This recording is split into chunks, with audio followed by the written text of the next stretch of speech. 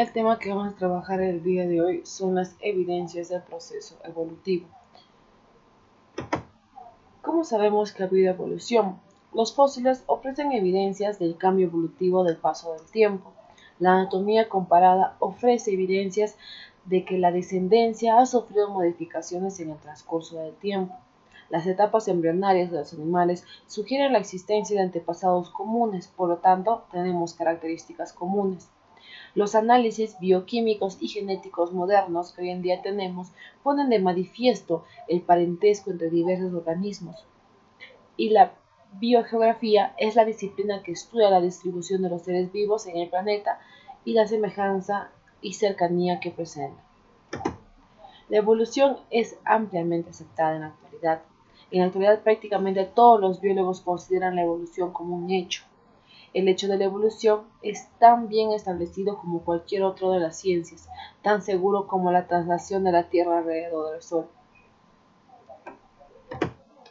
Las evidencias de fósiles. Los fósiles de especies antiguas suelen tener una forma más simple que las especies modernas. Series de fósiles muestran una evolución de sus estructuras corporales en el transcurso del tiempo. Una de las series revela que las ballenas modernas evolucionaron de antepasados terrestres. La progresión desde formas simples a formas complejas es lo que hoy en día demuestra que ha habido modificaciones gracias a la evolución de estos individuos. En la imagen se representan los fósiles desde las eras y épocas más antiguas hasta la actualidad, como podemos ver, partiendo de la parte de la base y ascendiendo hacia la parte de arriba. Aquí en la figura 1 tenemos lo que es la evolución de la ballena. En los últimos 50 millones de años las ballenas han evolucionado de ser animales terrestres de 4 patas, se convirtieron en removedores semiacuáticos, luego en nadadores acuáticos con patas traseras encogidas hasta llegar a convertirse en habitantes del océano con un cuerpo liso y con las características que manifiesta el día de hoy. La anatomía comparada. Vamos a ver aquí las estructuras homólogas que ofrecen pruebas de su origen común. También las estructuras homólogas son estructuras que tienen el mismo origen evolutivo a pesar de las posibles diferencias en cuanto a su función y aspectos actuales. Las extremidades anteriores de aves y mamíferos son estructuras homólogas, como podemos ver en este cuadro. Vamos a ver aquí las estructuras de lo que son las extremidades superiores y las extremidades inferiores.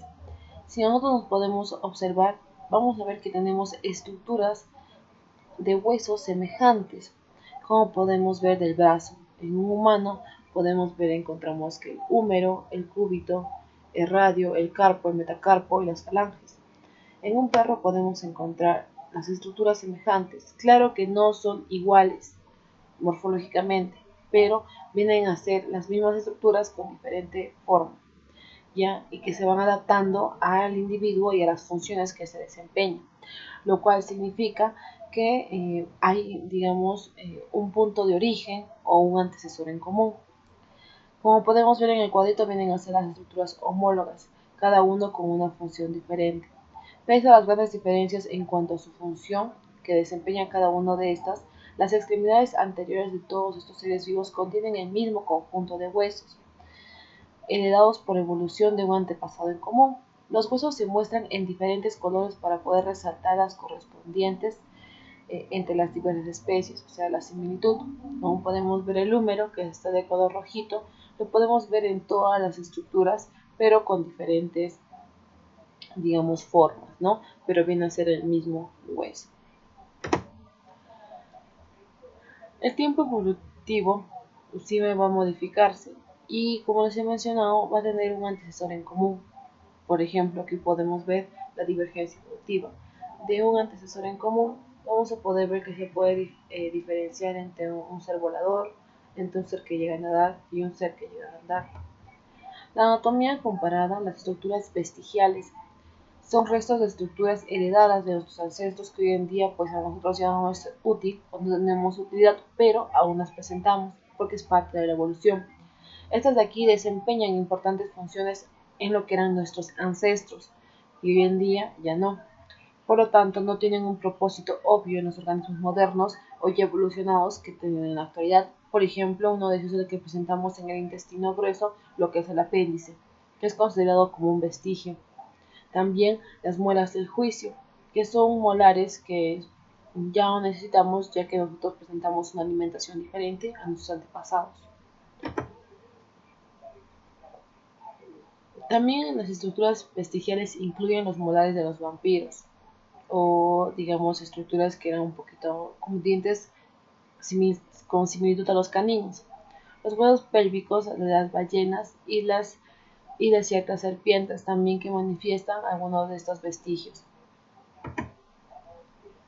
Los huesos de la extremidad posterior de la salamandra, como podemos visualizar en esta imagen, tienen como funciones el soporte y la locomoción en la salamandra. En cambio, en la ballena y en la boa constrictor, tenemos que la estructura de esos huesos vestigiales es similar a la de los huesos de la salamandra, pero no desempeñan ninguna función. Los tres animales heredaron esos huesos de un antepasado en común, y cada uno, pues, dependiendo de la funcionalidad y el ambiente en el cual se encuentran, lo puede dar utilidad como no. Estas vienen a ser algunas de las estructuras vestigiales. Muchos organismos poseen estructuras vestigiales que no tienen función aparente, como la salamandra, la ballena y la serpiente. Heredaron los huesos de las extremidades posteriores de un antepasado en común. Los huesos desempeñan una función en la salamandra, pero son vestigiales para la ballena y para la serpiente, es decir, no tienen utilidad. Las estructuras análogas son estructuras de apariencia superficialmente semejantes, pero tienen diferente origen evolutivo. Sus estructuras análogas incluyen a las alas de las aves e insectos. Acá podemos ver una estructura análoga. Esta es la evolución convergente produce estructuras similares en apariencia, pero diferente anatómicamente. Las alas de los insectos vienen a ser uno de estos ejemplos. Con las alas de las aves, vemos que son alas, ambas sirven para volar, pero ambas especies no presentan ningún ancestro en común. Anatomía comparada. Las estructuras análogas incluyen las figuras hidrodinámicas de animales marinos como las focas o los pingüinos, es decir, como la forma natatoria que tienen, pero no tienen ningún punto en común. Las formas lisas y aerodinámicas de las focas, las formas lisas y aerodinámicas de los pingüinos. Ambas no presentan semejanzas en lo que es las características, pero no tienen ningún ancestro en común, es decir, no tienen un punto de origen o no tenían relación estas dos especies. La anatomía comparada es otra. Son estructuras análogas que vienen a ser el resultado de la evolución convergente, no de la descendencia de un antepasado en común. La evolución convergente es cuando ocurre cuando las presiones de ambientes similares y la selección natural produce estructuras semejantes, análogas, en un organismo remotamente relacionado. ¿Qué quiere decir esto? Por ejemplo, aquí tenemos la forma hidrodinámica que viene a ser esta de acá, la cual la pueden presentar escarabajos acuáticos, el tiburón y el delfín. Que tengan similitudes en esa forma no significa que tengan un ancestro común o que tengan una parte de relación, sino significa que por el ambiente, por las características del lugar en el cual ellos se desarrollan, han tomado características semejantes, ya que se están desarrollando en un espacio en común. Es por eso que tienen esas apariencias semejantes. La embriología es otro punto. Todos los embriones de vertebrados muestran un gran parecido entre sí en las primeras etapas de su desarrollo, como podemos ver en las imágenes del humano, del gato, de un pollo. Podemos ver que en el estado embrionario son bastante semejantes y ni bien va pasando su desarrollo, va transcurriendo, se van a estar diferenciando cada uno de estos. Como podemos ver en las imágenes, las etapas embrionarias ponen al descubierto las relaciones evolutivas. Etapas embrionarias muy tempranas, como tenemos en el caso de la imagen A, que viene a ser un lémur, en la imagen B, que viene a ser un cerdo, y en la imagen C, que viene a ser un humano, presentan características anatómicas bastante similares, lo cual hace pensar que también se partió de un punto en común. Todos los embriones de vertebrados poseen genes que impulsan el desarrollo de colas e hendiduras branquiales. Estos genes fueron heredados de un ancestro común. Al proseguir su desarrollo y llegar a ser adultos, solo los peces conservan esas branquias, los demás no. Los seres humanos nacen sin branquias ni cola porque los genes solo están activos durante el desarrollo temprano del embrión. Bioquímica y genética. Todos los organismos comparten procesos bioquímicos relacionados. Todas las células emplean lo que es el ADN como portador de la información genética.